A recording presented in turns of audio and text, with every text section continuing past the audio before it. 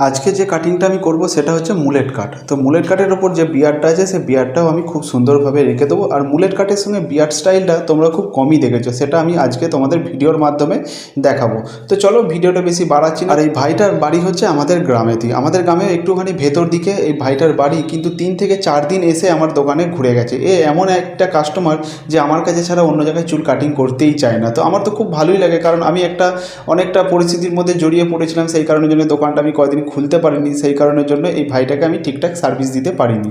আর এই ভাইটা কাটিং করেছিল ঠিক দুর্গাপুজোর সময়। তো দুর্গাপুজোর সময় কাটিং করার পর এখন একবারে এসেছে আমার কাছে। এই ভাইটাকে সবার প্রথমে হচ্ছে 12 mm মেশিনের সাহায্যে দিয়ে দিয়েছিলাম। দিয়ে দেওয়ার পর না 0.5 mm আমি এর মুলেট কাটটা রেডি করব।